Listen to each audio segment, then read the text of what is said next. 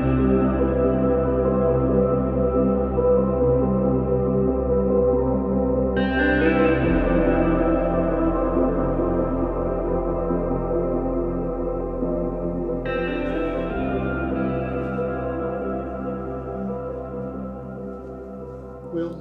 we welcome everybody here for our Sunday spiritual meeting. We welcome those through the media, and we have to say that everybody here is welcome, is free to be here to listen to the topics we have today.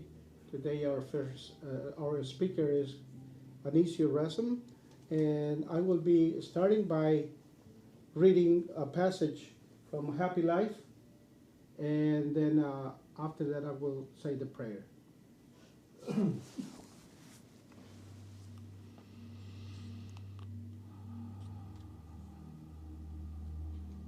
Your importance is in direct proportion to the good that you do on your own behalf. With or without you, life goes on and the world keeps on turning. Don't think that you are a bearer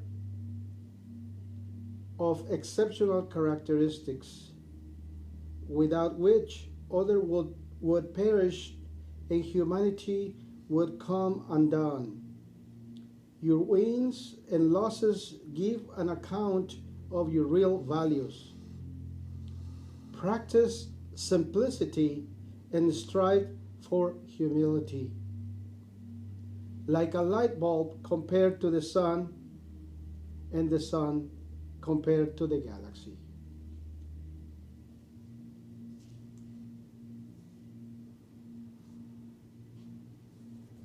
Our dear Father, we are so great.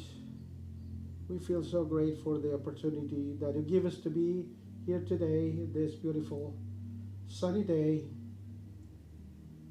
May we ask for the necessary blessings in order for us to be receptive for the message that's going to be exposed to us this morning. May the light of your Son, Jesus Christ, be reflected on the words of our friend Anisio in order for us to be edified once again. And we ask, Father, these things in the name of your Son, Jesus Christ. Amen. Amen. Thank you, Renato. Thank you very much for the words, for the kind words, for the prayer, and especially the passage that such a beautiful teaching, right? When we think about one of the challenges we have on earth is to be outside of us. So we tend to be egocentric. We tend to be focused on our own perspective of life. And yet, there's 8 billion of us in the flesh. And the universe is, as far as we know, infinite. So it invites us to a real value, a real connection is when we connect to the universe and what we manifest in the universe, right? And when we focus on that, things can change quite a bit. And we're going to talk about today about a passage that I find, a passage of the gospel where Jesus told us 2,000 years ago about you must be born again to see the kingdom of heaven. And we're going to talk about that today. What does that mean to be born again? And for us, that was exactly what he meant when he said, born means that life actually is not bound to one flesh. That life is not just the body I'm going through right now. It's not just this. It's not just passage. What we're doing here is one experience of many. We have lived before, right? And we'll live again. And this is just one of them. So we call this reincarnation process, the reincarnation, the wheel of life. That's understood in many Western civilizations, Eastern religions, but not so much part of Christianity anymore, right? And I have a few just a few slides here to discuss a few ideas with you. And let me give you some people say, well, if we lived again before, if we lived before and we'll live again, so where are the evidence of that? So, of course, let's talk a little bit about that. So, the real proof of living multiple lives will happen only when we have instrumentation, when science finds the soul, the spirit, the component that we talk about that's extracorporeal, it's not biological, right? That didn't happen yet. So right now, the soul, the spirit, is not something that science has identified yet. There's some evidence, there's some studies on that, right? But until we can have like a machine or some sort of device that can measure that, I think the fundamental proof of reincarnation won't happen as well, because you have to first know that the spirit exists, and then there should be a way to know for sure that the spirit actually came back from for a different body. So in terms of hard evidence, we're probably, I don't know, some time away until we first find the soul itself, find the spirit in terms of instrumentation, in terms of having something that actually is a machine or some sort of process that science creates on their own, right? I don't know how long it's going to take, but there's some researches going on. I would like to mention two names. There's a researcher called Ian Stevenson, and he already passed away, and Jim Tucker right now is in the University of Virginia, that work a lot with cases of reincarnation. Ian Stevenson focused more on in Asia, and Jim Tucker works more with cases in America, right? Where they find cases, situations where the person or the child remembers, and they do some study to check, verify if that's true or not, and so on, right? This is especially interesting with children that tend to be younger than the age of 7. If you have a child that's younger than the age of 7, chances are you might hear the crazy talk. Sometimes the parents get really scared, sometimes not, depending, or take a joke. But kids before the age of 7 might have stories to tell, might have situations they describe that make no sense, right? Most psychologists, if things get serious and the parents get really concerned and they take to a psychologist, usually what they do is just wait, because they tend to go away as the children get older, as the adolescence comes through and the hormones kick in, those memories tend to go away. And there's a small number of people, statistically, right, a small number of people that do remember past lives clearly as we do remember our past, right? The same way some people remember infancy. Some people even remember being a baby. I have no memory of that. But some people do. Some people have early memories in their lives, all right? And yet, some people actually seem to remember passages from their past lives. It's not typical, though. It's not typical, right? But some do. Okay, those are all circumstances that are they're evidences, but they are not fundamental proofs, of course, scientific proofs, because they're always based on an individual.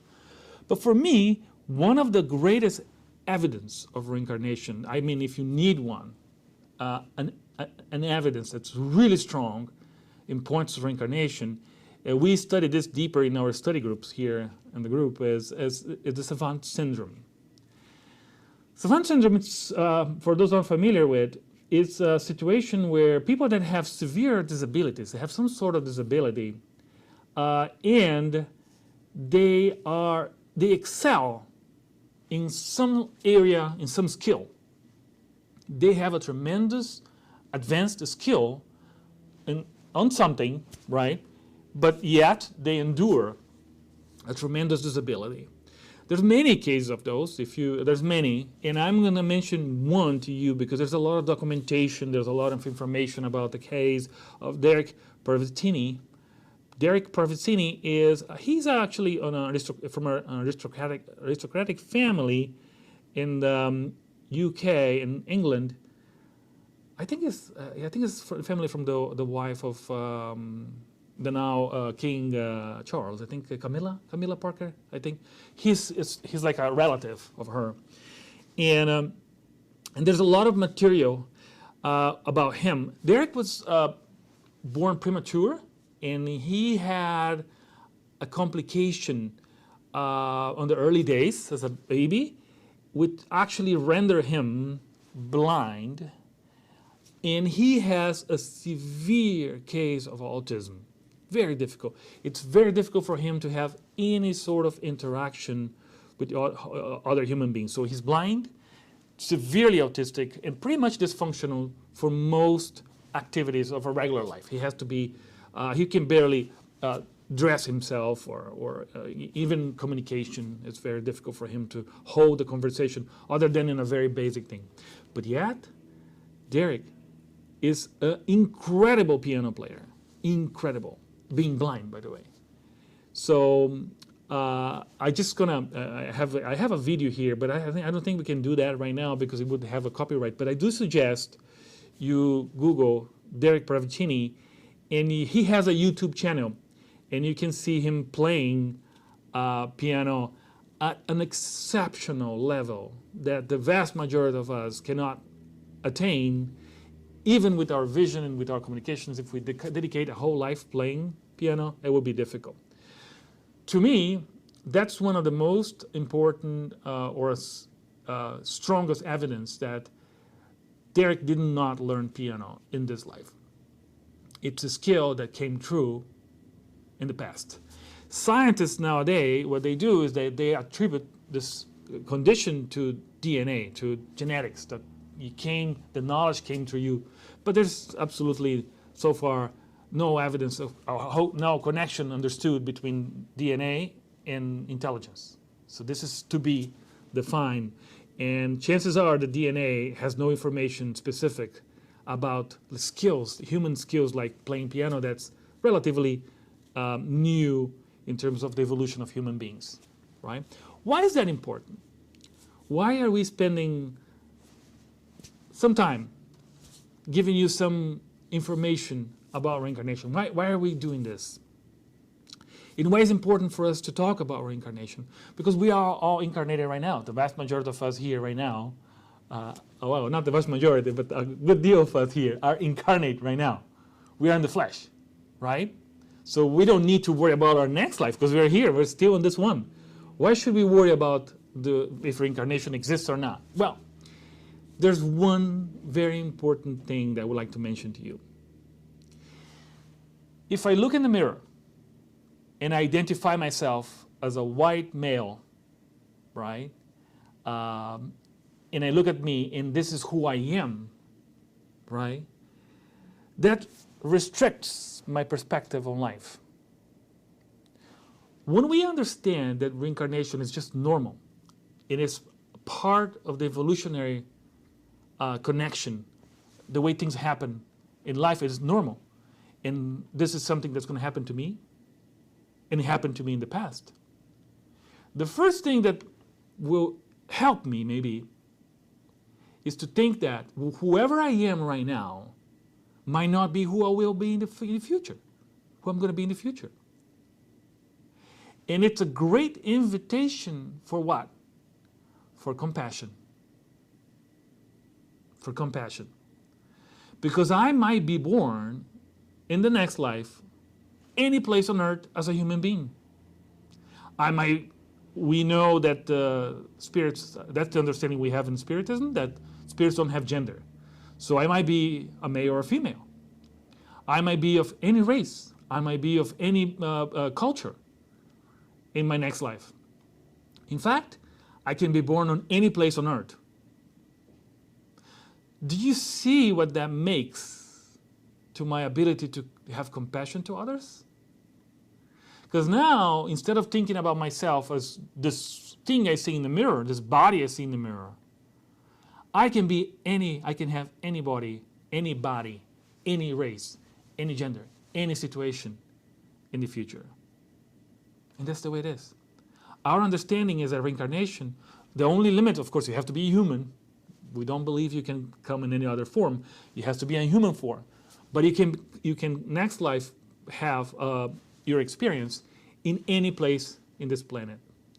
And I think that deeply connect with the ideas of the gospel, with Jesus to love thy neighbor as yourself.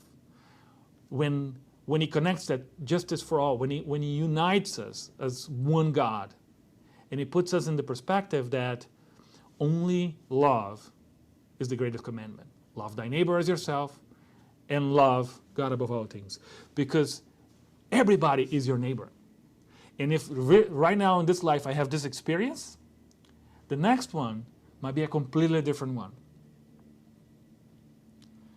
So at least it's an invitation to compassion. And I think that's why reincarnation itself is just one more of the factors that will connect us, unite us in all the teachings of the gospel as making them not a religious teaching, but a life teaching, a way to grow regardless of anything else.